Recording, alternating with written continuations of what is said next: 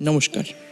আজ 1432 বঙ্গাব্দে 25শে বৈশাখ রবীন্দ্রনাথ ঠাকুরের শুভ জন্মতিথিতে বাউন্ডুলে theatre zone নৈহাটির একটি ছোট্ট নিবেদন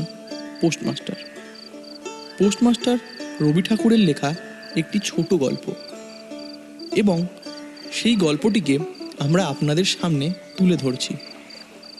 গল্পটিকে সকলের কাছে সহজভাবে পৌঁছানোর কথা মাথায় রেখে আমরা গল্পে ব্যবহৃত কিছু কঠিন সাধু ভাষার শব্দগুলিকে চলিত ভাষায় রূপান্তরিত করেছি।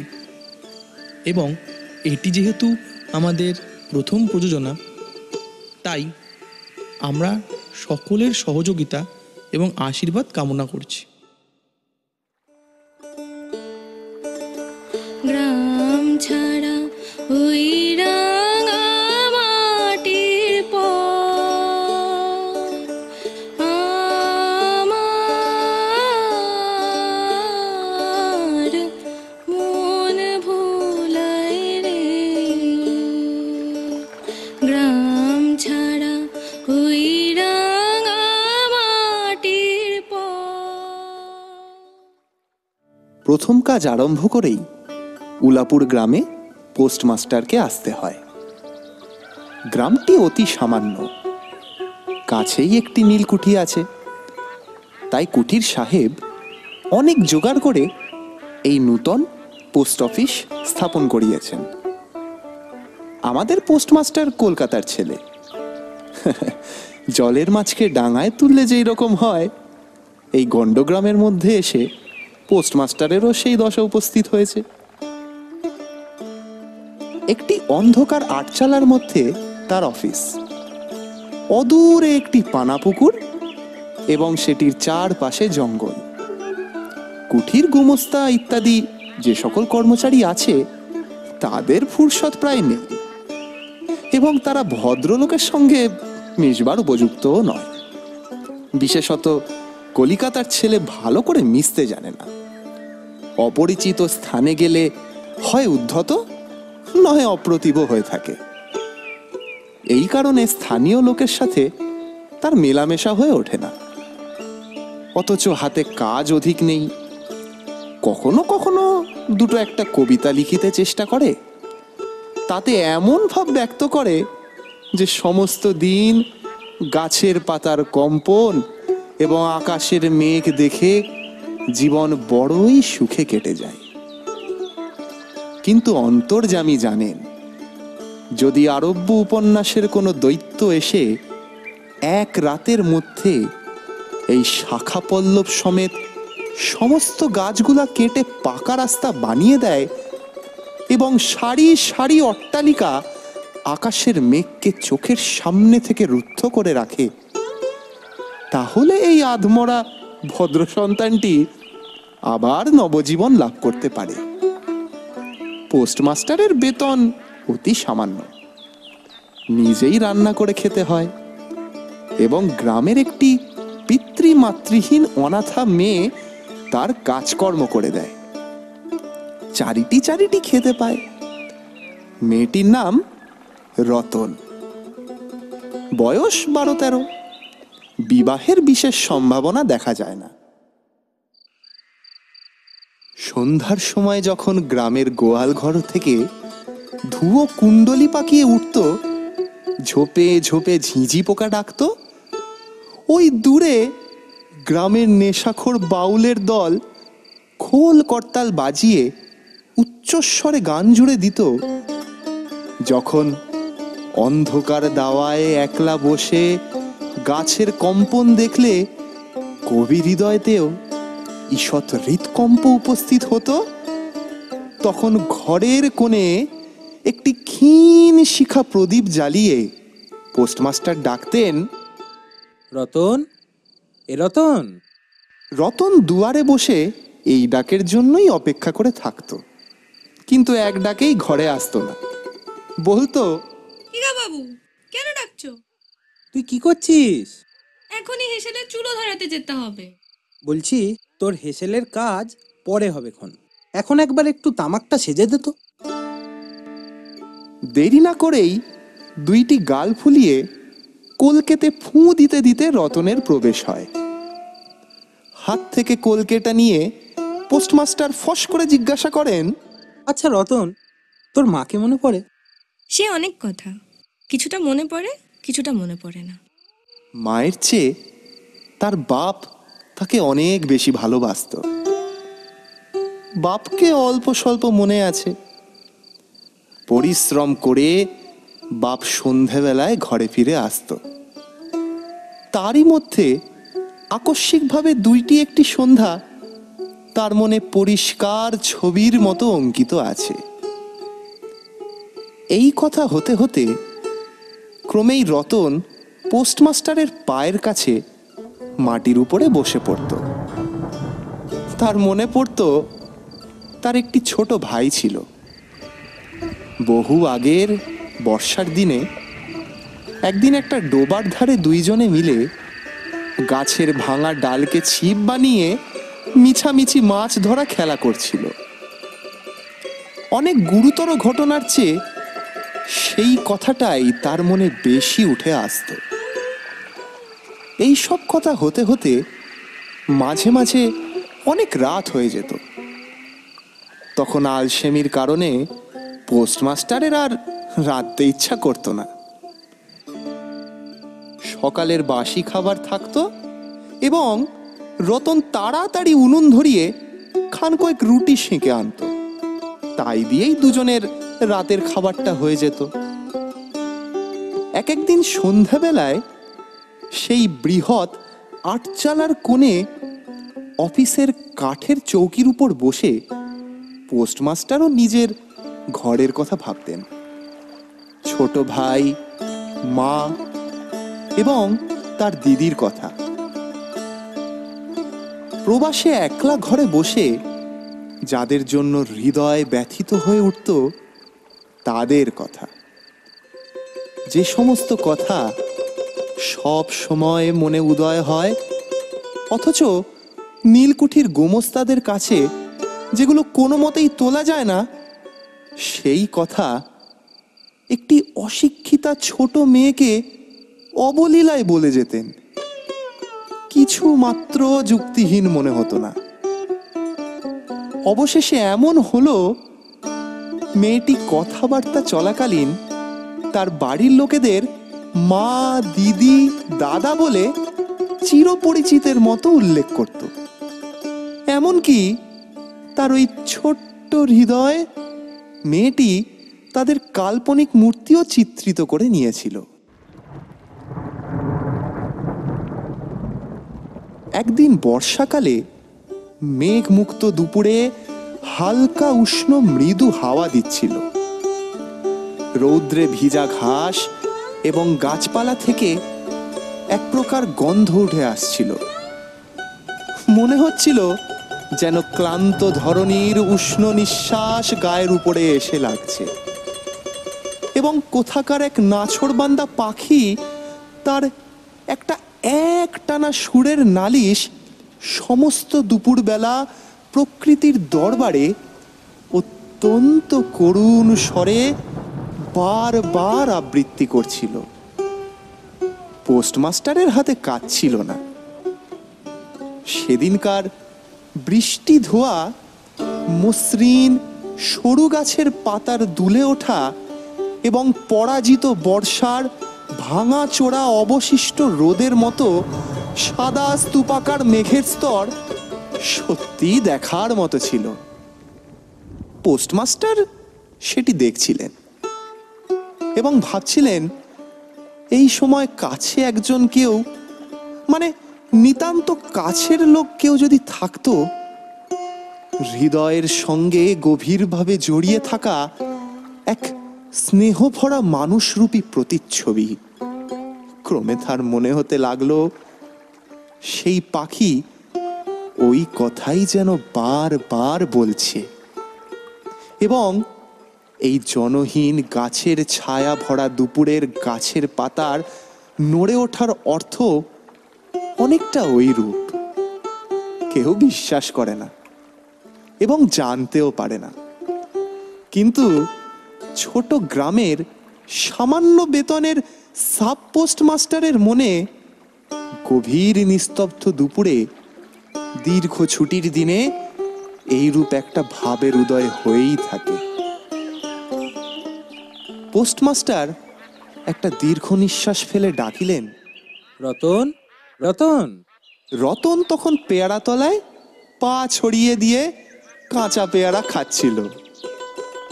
প্রভুর কণ্ঠস্বর শুনে অবিলম্বে ছুটে আসলো, হাঁপাতে হাঁপাতে বলল, দাদাবাবু, আমাকে ডাকছিলে? তোকে আমি একটু একটু করে পড়তে শেখাবো। বলেই সমস্ত দুপুরবেলা তাকে নিয়ে স্বরে অ স্বরে আ শেখালেন এবং এইভাবেই অল্প দিনের মধ্যেই যুক্তাক্ষর শিখিয়ে উঠলেন। শ্রাবণ মাস, বর্ষণের আর অন্ত নেই। খাল বিল নালা জলে ভরে উঠল। দিন রাত ব্যাঙের ডাক এবং বৃষ্টির শব্দ। গ্রামের রাস্তায় চলাচলও প্রায় এক প্রকার বন্ধ। নৌকায় করেই হাটে যেতে হয়। একদিন সকাল থেকেই খুব মেঘলা করে এলো। পোস্টমাস্টারের ছাত্রীটি অনেকক্ষণ দরজার কাছে অপেক্ষা করে বসেছিল, কিন্তু অন্যান্য দিনের মতো যথাসাধ্য নিয়মিত ডাক শুনতে না পেয়ে নিজেই ছোট বই নিয়ে ধীরে ধীরে ঘরের মধ্যে প্রবেশ করল। দেখল পোস্টমাস্টার তার খাটিয়ার উপর শুয়ে আছেন, বিশ্রাম করছেন মনে করে অতি নিঃশব্দে আবার ঘর থেকে বাইরে যাওয়ার উপক্রম করল। এর মধ্যেই সে শুনতে পেল, রতন, রতন। তাড়াতাড়ি ফিরে গিয়ে বলল, দাদাবাবু, ঘুমোচ্ছিলে? পোস্টমাস্টার তখন কাতর স্বরে বললেন, শরীরটা ভালো লাগছে না রে, দেখ তো আমার কপালে হাত দিয়ে। এই নিতান্ত নিঃসঙ্গ প্রবাসে ঘন বর্ষায় রোগ কাতর শরীরে একটুখানি সেবা পেতে ইচ্ছা করে। তপ্ত কপালের উপর শাখা পড়া কোমল হাতের স্পর্শ খুবই মনে পড়ে। এই ঘোর প্রবাসে রোগ যন্ত্রণায় স্নেহময়ী নারী রূপে জননীয় দিদি পাশে বসে আছেন, এই কথা মনে করতে খুব ইচ্ছে করে। এবং এখানে প্রবাসীর মনের আশা ব্যর্থ হলো না। বালিকা রতন আর বালিকা রইল না। সেই মুহূর্তেই সে মায়ের পদ অধিকার করে বসল। বৈদ্য ডেকে আনলো, যথাসময়ে ওষুধও খাওয়ালো।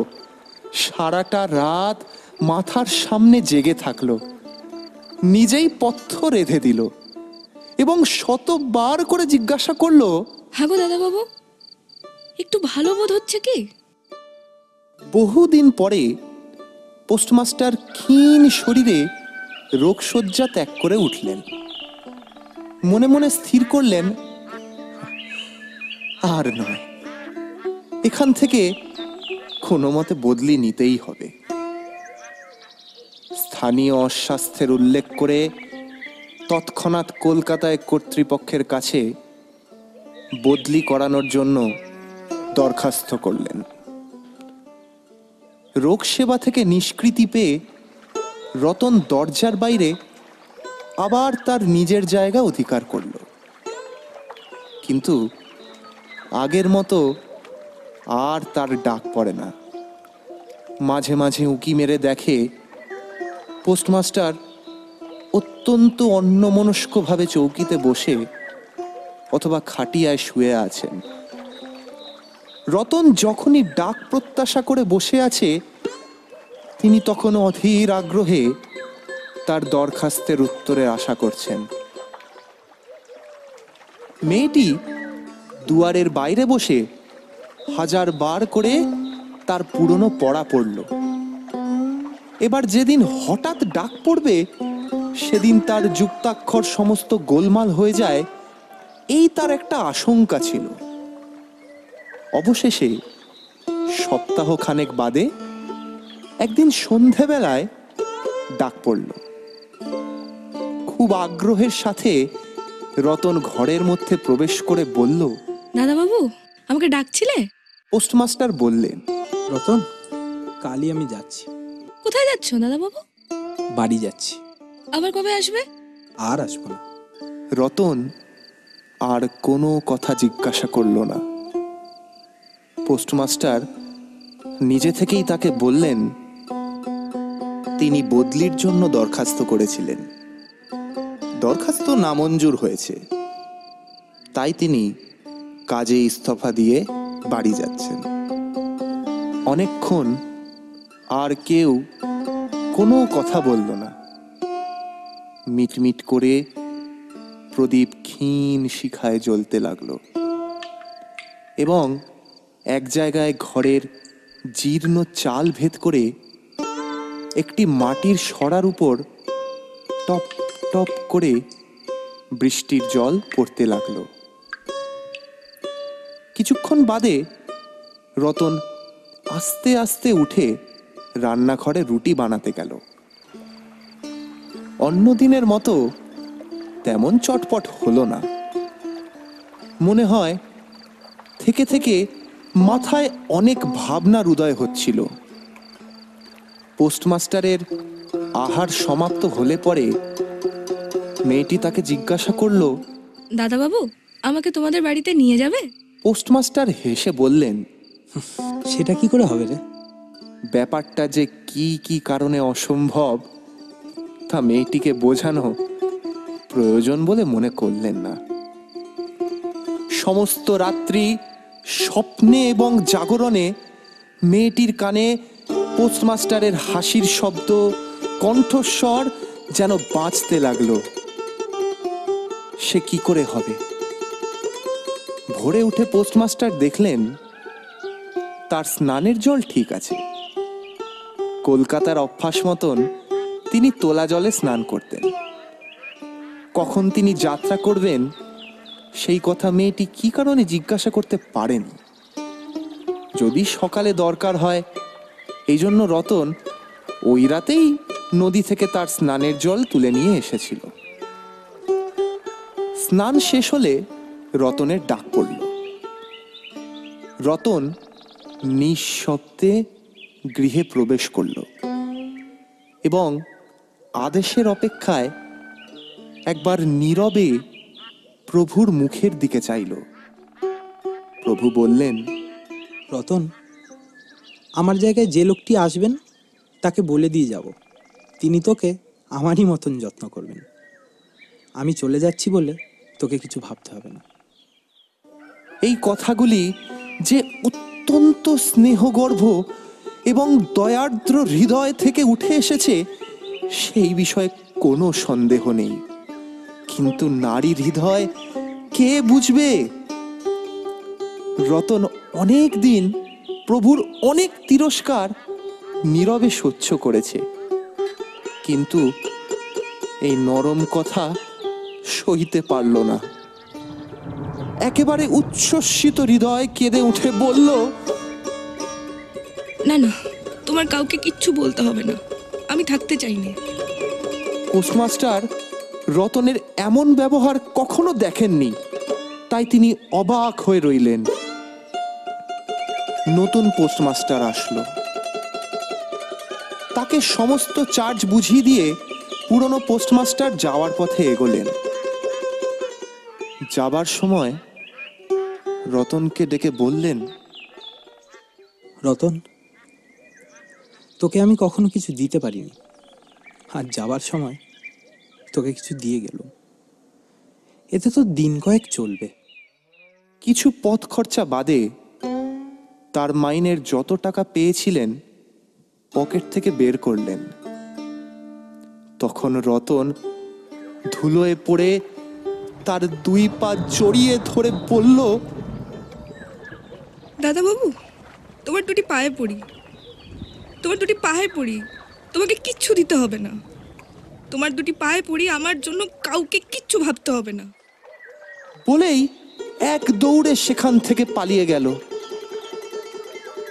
পুরনো পোস্টমাস্টার নিঃশ্বাস ফেলে হাতে কার্পেটের ব্যাগ ঝুলিয়ে, কাঁধে ছাতা নিয়ে, মুটের মাথায় নীল ও শ্বেতরেখায় চিত্রিত টিনের প্যাঁটরা তুলে ধীরে ধীরে নৌকার দিকে চললেন।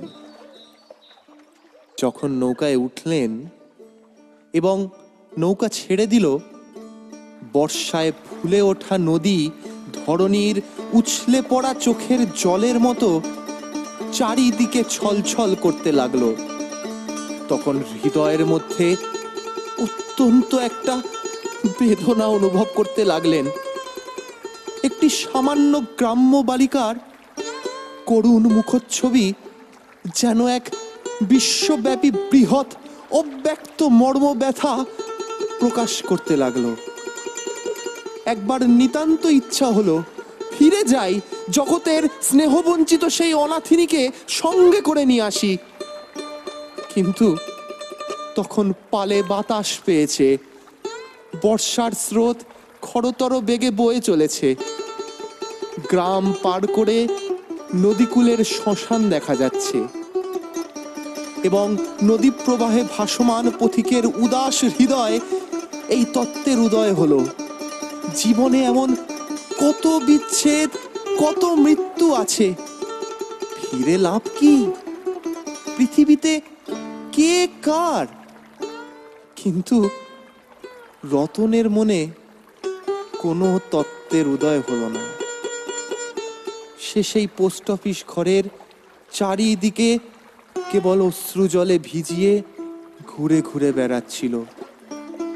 মনে হয় তার মনে ক্ষীণ আশা জাগছিল, দাদাবাবু যদি ফিরে আসে। সেই বন্ধনে পড়ে কিছুতেই দূরে যেতে পারছিল না। হায় বুদ্ধিহীন মানব হৃদয়, ভ্রান্তি কিছুতেই ঘোচে না। যুক্তিশাস্ত্রের বিধান অনেক পরে মাথায় প্রবেশ করে। প্রবল প্রমাণকেও অবিশ্বাস করে মিথ্যা আশাকে দুই হাতের পাশে বেঁধে বুকের ভিতরে প্রাণপণে জড়িয়ে ধরা যায়। অবশেষে একদিন সমস্ত নাড়ি কেটে হৃদয়ের রক্ত শুষে সে পালিয়ে যায়। তখন চেতনা হয় এবং দ্বিতীয় ভুলের বাঁধনে পড়বার জন্য চিত্ত ব্যাকুল হয়ে ওঠে।